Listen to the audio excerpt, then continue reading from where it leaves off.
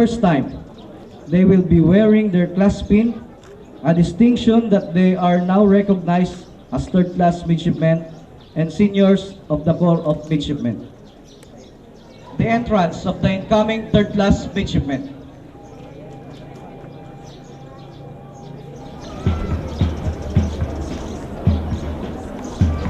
The life of a PMMA midshipman starts with a decision, one that he makes before taking the entrance examination during every last Saturday of September of every year. He then takes a series of exams to assure that he can go through the rigorous training inside the academy. Under the scorching summer heat, he gets a first taste of a life in the academy as he becomes a probationary midshipman, also known as a probie. This is the breaking period where they are taught the proper actuations and appearance of a cadet. After a month of orientation, they are then recognized as part of the PMMA Corps of Midshipmen. They'll be living a life of being the lowest mammals of the Corps. Their only responsibility is to follow. They practice the principle of obey, obey, and obey, nothing more. They then become tigers of the Corps as third-class midshipmen after surviving a year in the academy. Having gone through this, they recognize how the life of a cadet should be. It is then the responsibility to continuously educate their juniors and pass the traditions of the academy. They become the middleman, both a leader and a follower. During their third year, the second-class midshipman undergoes on-the-job training on board international commercial vessels, where they get to experience the life and work at sea. At this time, they are recognized as cadet officers in their respective shipping companies. As they return to their last year's stay, the Dragons of the Corps gets a chance to train and hone their leadership by getting a chance to handle the Corps of Midshipmen. The first-class midshipmen get to handle the highest responsibilities, and of course, they are given the highest privileges as recognition to their efforts.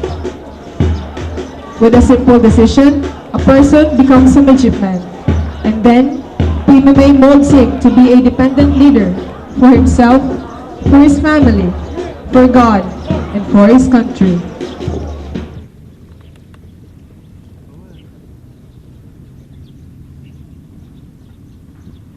Ladies and gentlemen, presenting to you the Corps of Midshipmen, the Philippine Merchant Marine Academy. Let's give them a warm round of applause. The base company. In a braced manner called the adjutant's trot, the troop adjutant will position himself midway in the line of troops with the troop commander.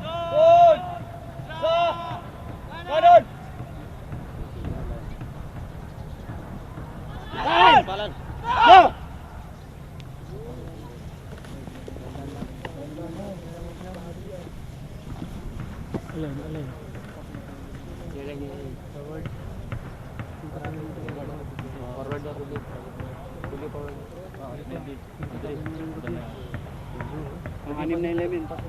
For the leader.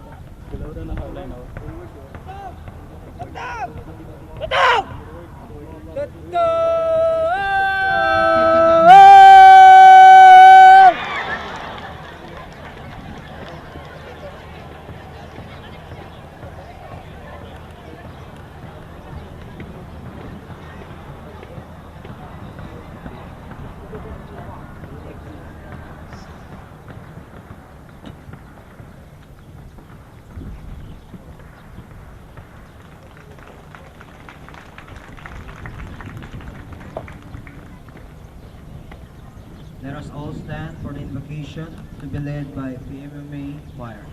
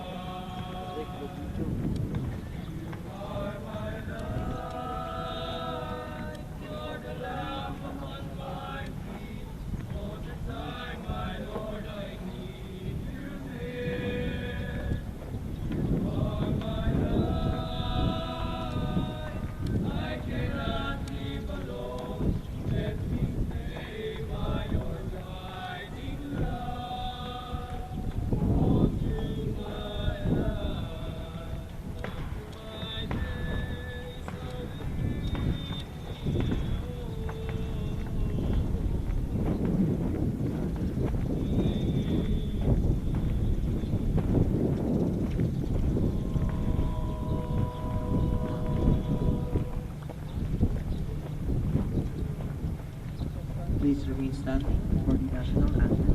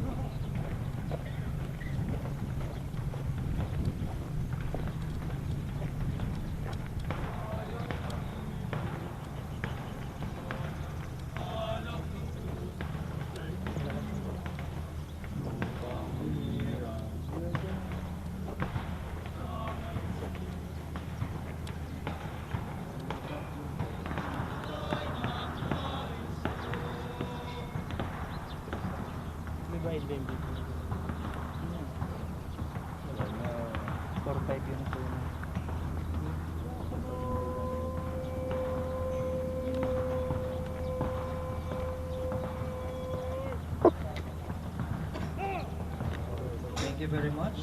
You may now take your seats and listen to the welcome remarks of the Department of Midshipman Affairs Dean, Chief Officer Bernabe Cunelas Jr.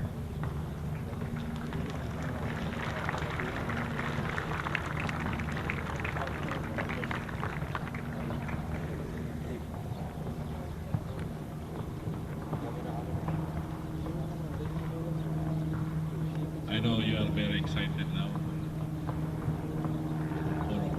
for a midshipman. Of course, for the life of a cadet, for a midshipman or midshipwoman, this is I think this is the most second important event in your life. Of course, the most important is to graduate, your graduation. But this event is also very important to your life. I know that kasi bibigyan na kayo ng mga privileges. And of course, my apology.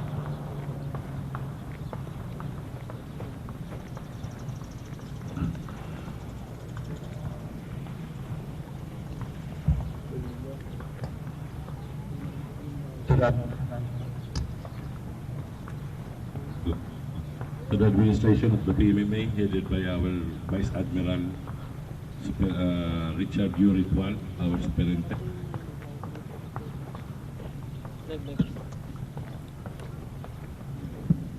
To my staff, of course to my Assistant Commandant, Engineer Cuerdo, at the same time our battalion master, employees, and officers of course of the PMMA, our guests, parents, relatives of 4th class midshipwomen, to the core of midshipman, the first class at mga probationary ensign at the second class, incoming second class, to Commander Quaresma, our registrar, to God with you. That is why there is such. But each year, they would be accorded to rise in their status. Such is what we have gathered here today. From 4th class, or what the military jargon is called, the lowest mammal, they would now have privileges worthy of their sacrifices and determination. But this is not the end. This just marks another beginning in their eventual road to success and life in general. You must be prepared that there will always be consequences in every action that goes. May you have safe trips on your journey way home. That's all. On behalf of the DMA for this.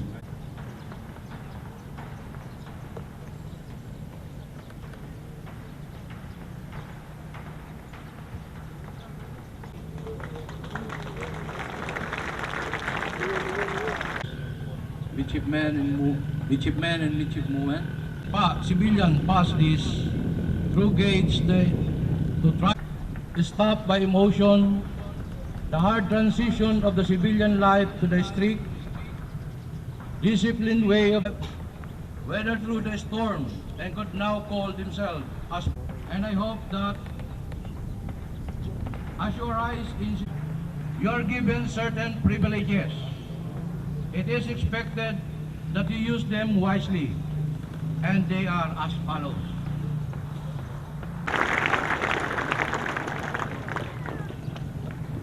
Wearing of Pershing cap will now be 2 fingers from the visor.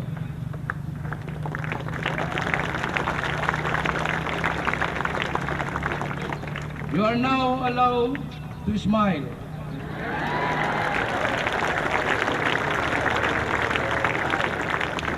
No more double time, just walk, but lock elbows. You can now sit on the banks during free time. You can now wear wristwatches with black strap. Your haircut will be now 4x5. And you may now put your butt cheese pin and shoulder board.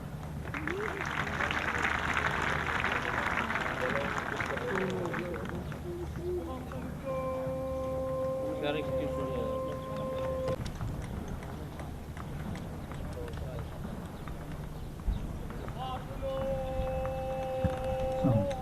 And now, the most awaited part of this program is the butt spinning and landing of shoulder boards.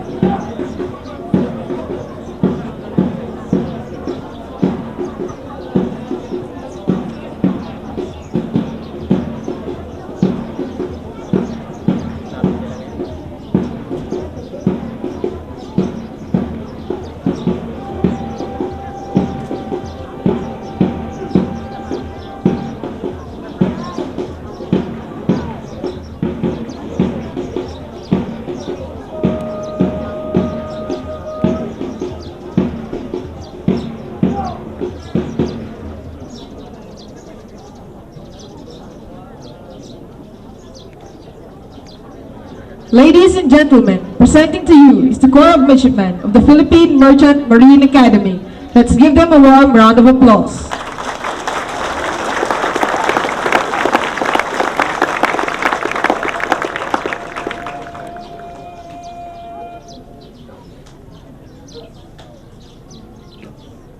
The troop adjutant now designates Alpha Company as the base company. In a brisk manner called the adjutant's trot, the troop adjutant will position himself midway the line of troops and the troop commander.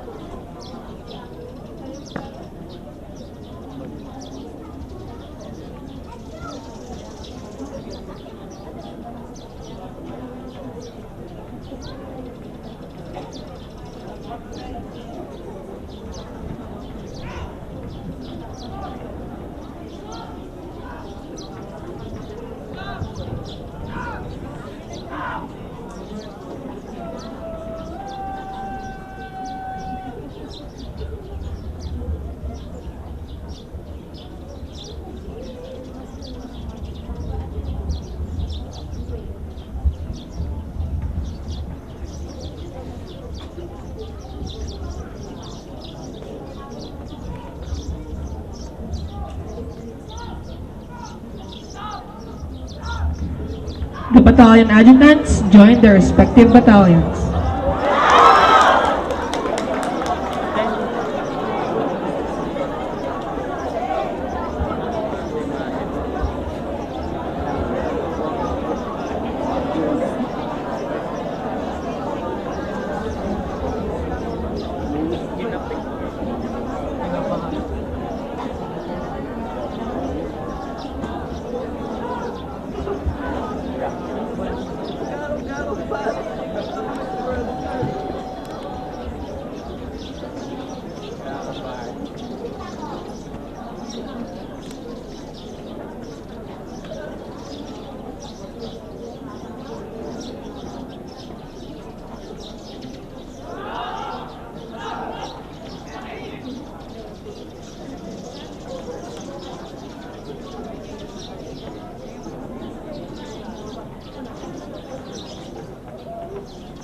The troop adjutant now directs the battalion commanders to order the guides to take their posts.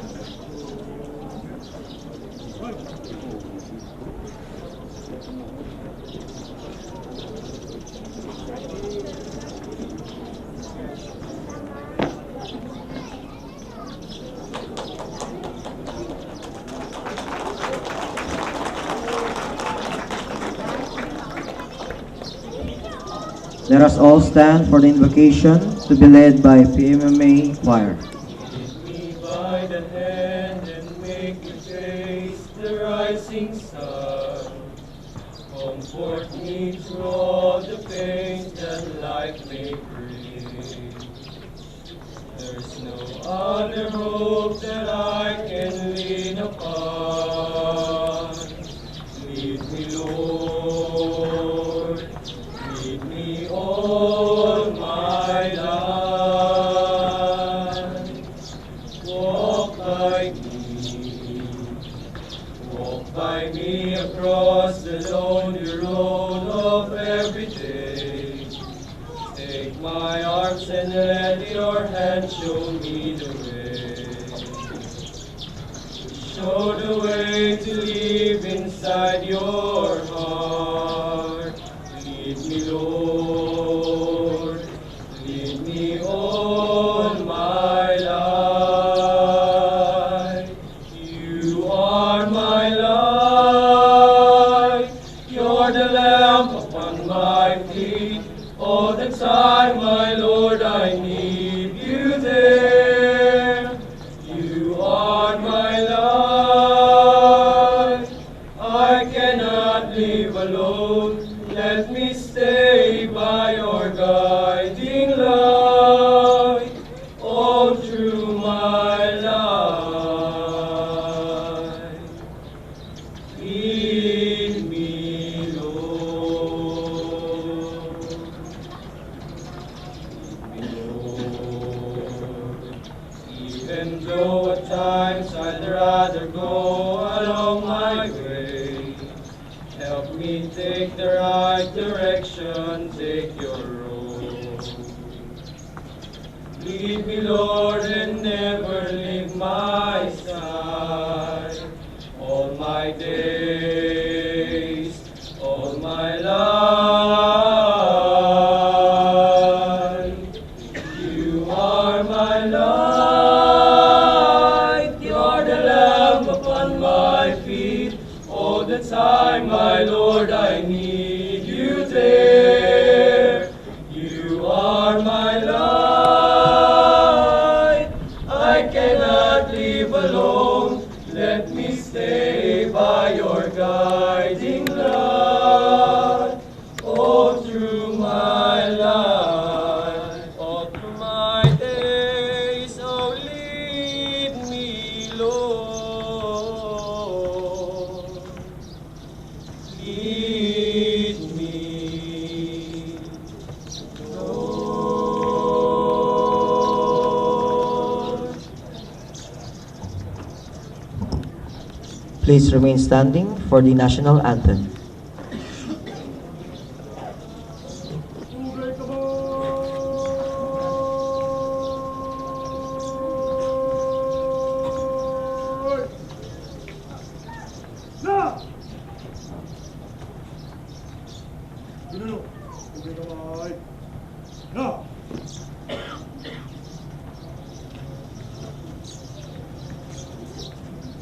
Bayang magiliw sa silakan ng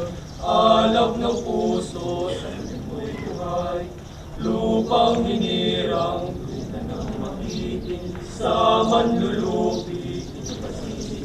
Sa dagat at ilog, sa simoy at sa langit mong bukaw, may nilagang tula at tawag sa paglayang minamahal. Ang isap ng matawag mo'y tagumpay na nagniningning, ang bituin at araw niyang kailan pa may di magdidilim. Lupa na tapo ay lahit sa piling mo, aming ligaya na pag may mga api ang mamatay ng dahil sa'yo.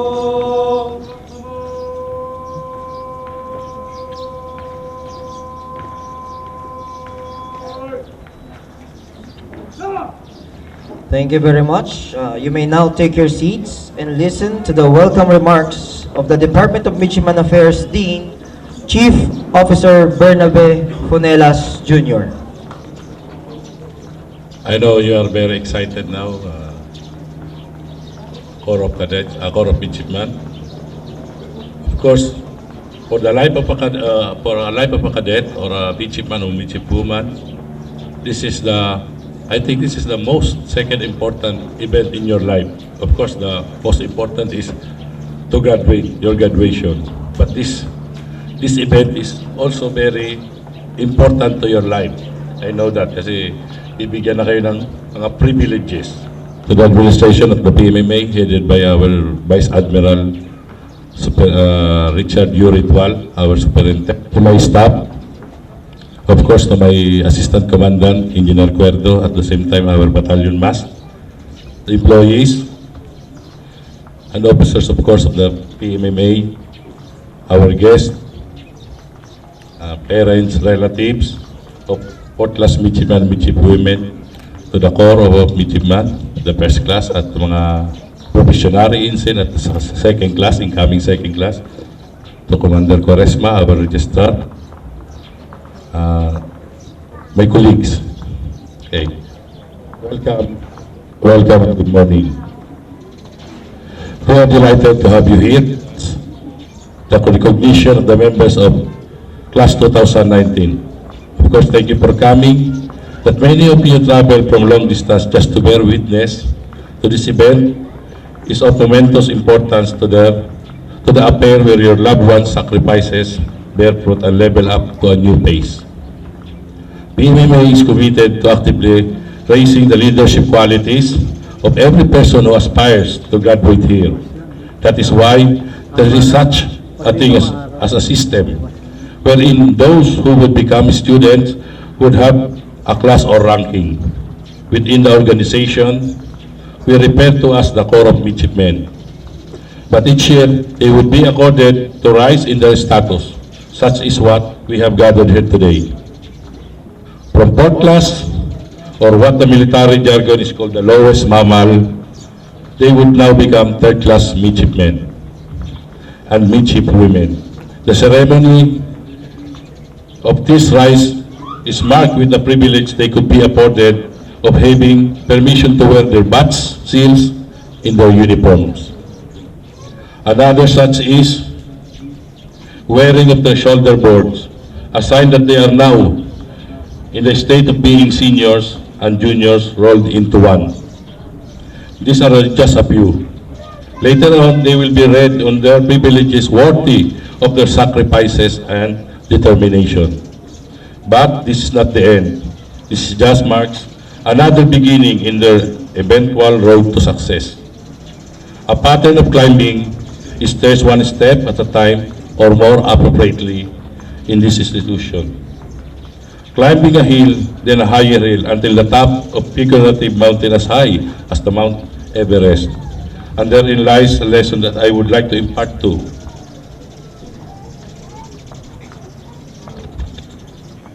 To continue in the road of your career and life in general, you must be prepared to conquer one challenge after another. To not give up. I am proud of you, fourth class, and my special thanks also go to the wonderful people behind you who supported you all the way. Your fathers, your mothers, siblings, and everyone else who are encouraging and praying for you. Once again, it is my honor to welcome you in this recognition ceremony of Class 2019. My final message to you is that you must not forget that as a senior, you should be more familiar and know well the contents of the Triple R, as you can pass on the importance of discipline and leadership to your juniors and impart them that there will always be consequences in every action that goes against the rules and regulations that govern their lives under the guidance of the Department of Midshipmen's Affairs. Later on, as well, to those who have traveled from far, may you have safe trips on your journey way home. That's all, and may God bless you.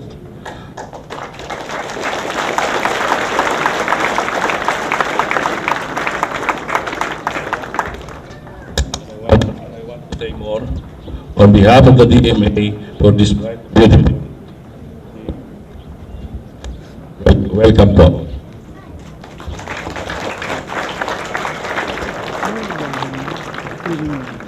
Thank you very much, sir.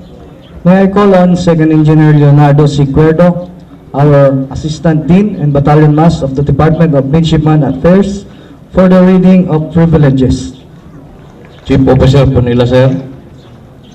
Commander Corres Mawang, PMMA employees, DMA tactical officers, midshipmen and midshipwomen, parents, relatives, good morning. I have been in this academy for a couple of years and have seen many civilians pass this through gates to try the challenge of becoming a midshipman member of the Corps of Midshipmen. You were no different. Marching into this institution as professional midshipmen, but not all of you survived the hardship and came through the advisories. Stopped by emotion, the hard transition of the civilian life to the strict, disciplined way of the regiment, and just simply the loss of interest are just a few reasons why some could not continue their training and other circumstances that may be out of our hands. And yet you stand before me, 291 who have weathered through the storm and could now call themselves as proud midshipmen and midshipwomen. Through the harsh environment you have lived in, you have made mistakes and learned lessons. And I hope that as you rise in seniority today, that you will be able to utilize this lesson for the good of the whole and of the academy. As you step up in the hierarchy of the regiment, you are given certain privileges. It is expected that you use them wisely, and they are as follows. No more hands back, hands on side. No more chin-in. Open collar.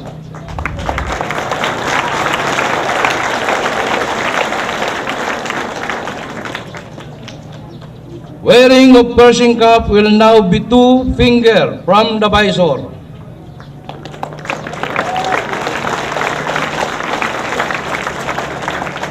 You are now allowed to smile.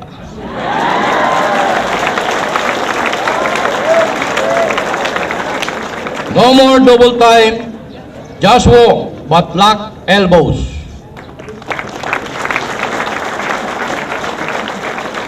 No more shouting, you can speak now in a normal voice.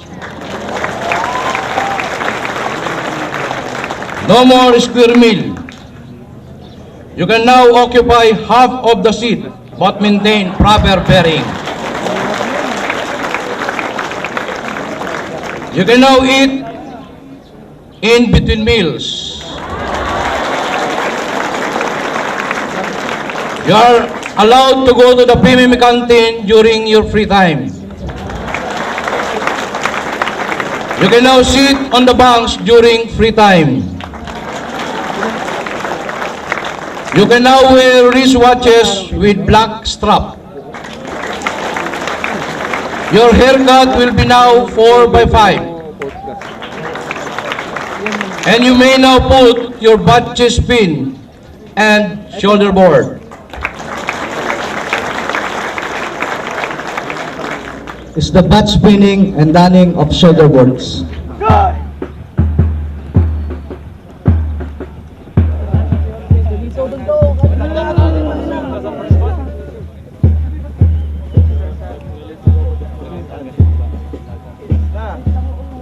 Underweight yung gamit nyo. Ay, makinig sa kaman.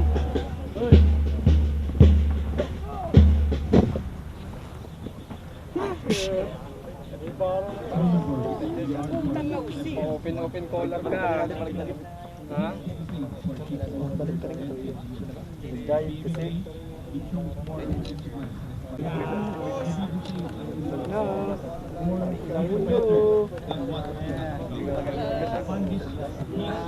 Third class kasi kupan.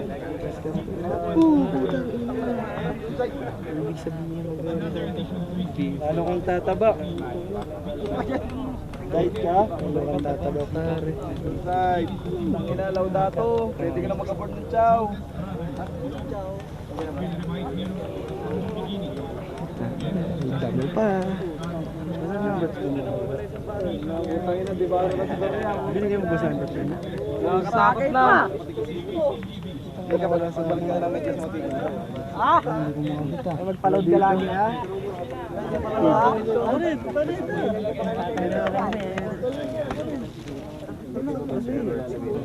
Puto nilagyan mo na to ha? Something.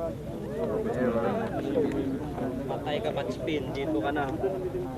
Haba-haba ng puso pa. Patay kang bat spin ka. Paul. Sekarang hindi ka tanggap ako isa, parang hindi pa magpakulat ka palit. Ito diba? Huwag na! Ito.